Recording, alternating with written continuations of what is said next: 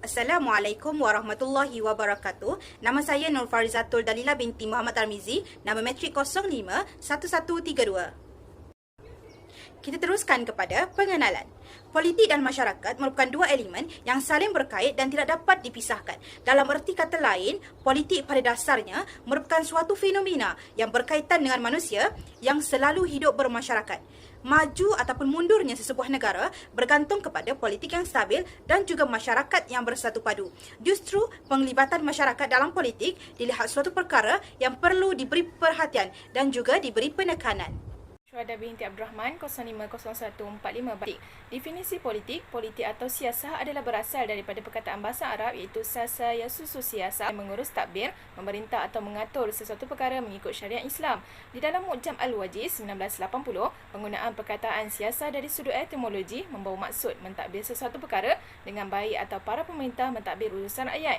Dari sudut terminologi pula bermaksud perkara yang membincangkan tentang pengurusan kemaslahatan masyarakat mengikut syarak. Politik menurut perspektif barat seperti mana yang dikemukakan oleh beberapa sarjana barat iaitu Prof. Behrens yang menyatakan di dalam bukunya bahawa politik merupakan suatu ilmu yang mempelajari kehidupan negara. Seterusnya, Zaucki Encyclopedia pula menyatakan bahawa politik adalah suatu pengetahuan yang menyelidiki tentang kewajipan dan tujuan memerintah serta mencari jalan yang sebaik mungkin untuk mencapai tujuan tersebut. Namun, perkataan politik seperti yang dinyatakan dalam kamus-kamus bahasa Parsi membawa maksud segala pekerjaan, kegiatan atau tindakan untuk melakukan penipuan atau pemalsuan.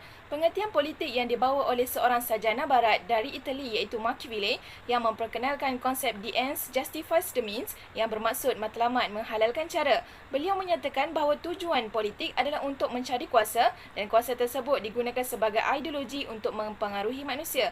Ringkasnya, politik menurut perspektif barat adalah mereka menjadikan politik sebagai suatu alat atau mekanisme untuk mencapai matlamat mereka dengan segala cara dan pemerolehan kuasa dalam politik dapat dilakukan dengan segala tindakan walaupun ianya bertentangan kerana yang penting adalah matlamat tersebut dapat dicapai. Politik menurut perspektif Islam dapat dilihat sebagai suatu tata cara yang mempunyai matlamat terbesar dalam kehidupan dan matlamat tersebut hanya semata-mata untuk mencapai keredaan Allah Subhanahu Wa Taala dengan melaksanakan syariat Islam. Pelaksanaan politik menurut perspektif Islam adalah berdasarkan kepada asas atau tunjang iaitu didasarkan kepada tuntutan syarak.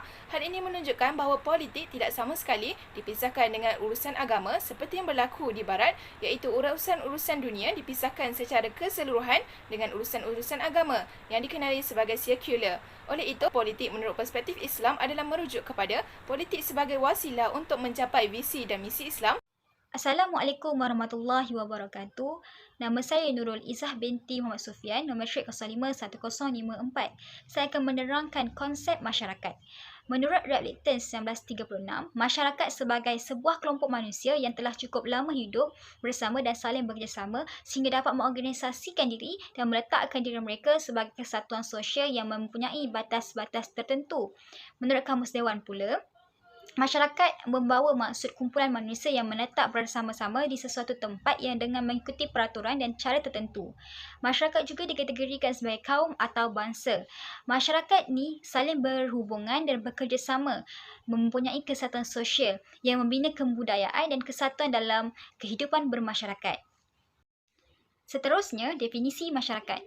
Masyarakat ialah merupakan satu kumpulan manusia yang berinteraksi dalam kawasan atau sepadan yang telah ditetapkan dan dibimbing oleh satu budaya yang dikongsi bersama. Firman Allah SWT dalam surah Al-Hujurat ayat 11 ada menjelaskan bahawa Allah SWT telah menciptakan manusia hidup bermasyarakat, iaitu tergolong daripada lelaki dan perempuan untuk bentuk satu kelompok yang bekerjasama dan saling melengkapi satu sama lain. Ini menunjukkan bahawa hidup bermasyarakat merupakan fitrah semula jadi manusia. Kemudian, terdapat 7 ciri-ciri masyarakat. Antaranya adalah manusia yang hidup dalam satu kumpulan iaitu keluarga yang merupakan unit asas kepada masyarakat kerana ia terdiri daripada ibu, bapa dan anak-anak. Masyarakat sentiasa mengalami perubahan yang meliputi segala aspek dalam kehidupan seperti bilangan ahli, sistem ekonomi, politik dan sosial. Masyarakat menurut perspektif Islam dan Barat. Menurut perspektif Islam, masyarakat merupakan sebuah perbentukan yang tertegak di atas satu akidah dan pemikiran tertentu yang melahirkan sistem kehidupan yang keseluruhannya berprinsipkan agama Islam yang sempurna dengan berpandukan Al-Quran, Al-Hadis dan para ulama untuk melahirkan masyarakat yang terbuka dan memahami semua golongan. Manakala, masyarakat menurut perspektif Barat masyarakat tidak terbentuk di atas dasar persaudaraan atau ikatan kemanusiaan.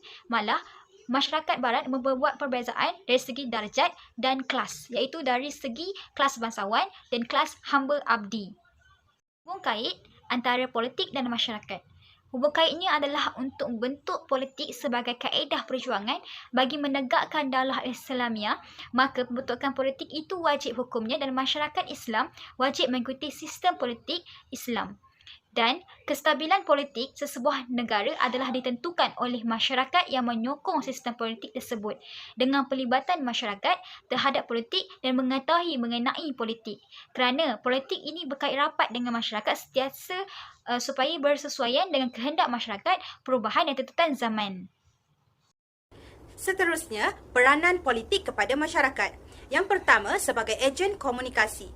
Ejen komunikasi politik untuk menyalurkan serta menyampaikan pelbagai pendapat, tuntutan dan maklumat kepada masyarakat umum.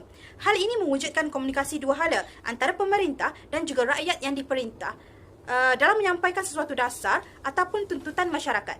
Dengan adanya politik sebagai ejen komunikasi ini, kedua-dua pihak sama ada pemerintah dan juga rakyat yang diperintah dapat memainkan peranan sebagai penggabung kepentingan. Seterusnya, politik juga berperanan sebagai ejen sosialisasi politik, yang mana sosialisasi politik ini memainkan peranan penting dalam membentuk peranan rakyat dalam proses politik. Peranan masyarakat kepada politik membahaskan tentang tugas atau tanggungjawab masyarakat yang perlu dilaksanakan dalam mewujudkan suatu sistem politik yang fleksibel. Selain itu, masyarakat yang banyak terlibat dalam kegiatan politik dan sentiasa melihat perkembangan politik digelar sebagai simpatisan. Partisipasi masyarakat dalam politik atau partisipasi politik secara etimologi dapat ditarifkan sebagai keterlibatan dalam konteks politik. Dari sudut terminologi pula dapat didefinisikan sebagai suatu kegiatan seseorang atau sekelompok masyarakat yang turut serta secara aktif dalam kehidupan politik dengan melibatkan diri dalam pemilihan pimpinan negara sama ada secara langsung maupun tidak langsung kerana ia mempengaruhi kuasa pemerintah. Antara faktor yang mempengaruhi tingkat partisipasi masyarakat dalam politik adalah kesedaran politik dan kepercayaan masyarakat kepada pemerintah yang merangkumi kesedaran terhadap hak-hak dan kewajipannya sebagai warga negara. Partisipasi politik dalam memilih pemimpin. Partisipasi politik amat memainkan peranan yang penting di negara demokrasi kerana masyarakat mempunyai peranan yang tertinggi iaitu kedaulatan negara berada sepenuhnya di tangan masyarakat. Dalam menentukan pilihan dalam sesebuah parti tertentu, tata cara pemilihan yang jujur dan adil perlu dilaksanakan supaya pemilihan yang dilaksanakan terhadap sesebuah parti dapat menyalurkan aspirasi politik mereka kepada masyarakat.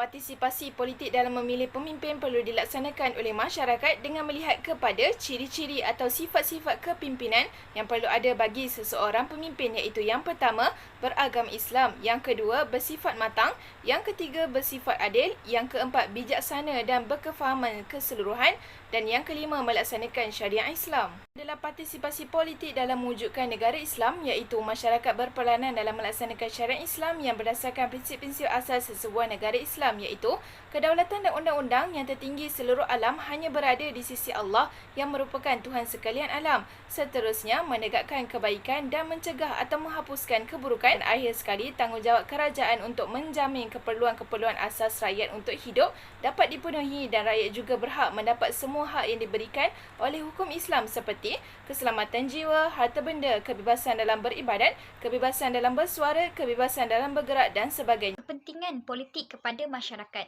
Yang pertama, cara untuk mencapai matlamat dan juga berkuasa menentukan pembentukan sesebuah kerajaan.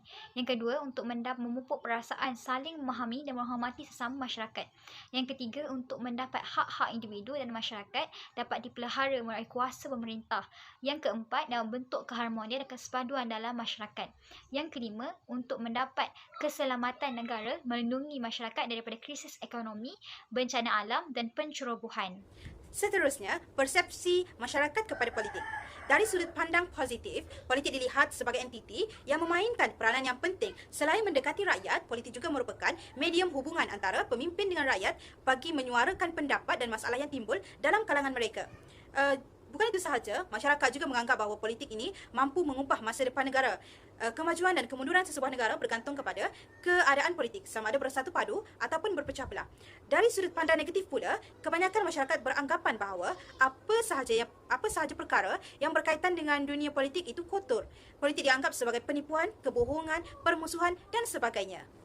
Kesimpulannya, politik dan masyarakat merupakan dua elemen yang berbeza namun ia saling berkait antara satu dengan yang lain kerana perkaitan antara politik dan masyarakat dapat dilihat melalui peranan politik kepada masyarakat iaitu politik yang bertindak sebagai ejen komunikasi politik dan politik juga sebagai ejen sosialisasi politik. Melalui politik, pelbagai kepentingan yang diperolehi oleh masyarakat termasuklah politik sebagai penggerak kepada perkembangan dan kewujudan hidup bermasyarakat yang dapat memupuk perasaan saling memahami dan menghormati dalam kalangan masyarakat. Akhir sekali, kedua-dua elemen ini saling berkait antara satu dengan yang lain iaitu melalui peranan masyarakat kepada politik iaitu partisipasi masyarakat dalam politik menerusi partisipasi politik dalam memilih pemimpin dan partisipasi politik dalam membina negara Islam.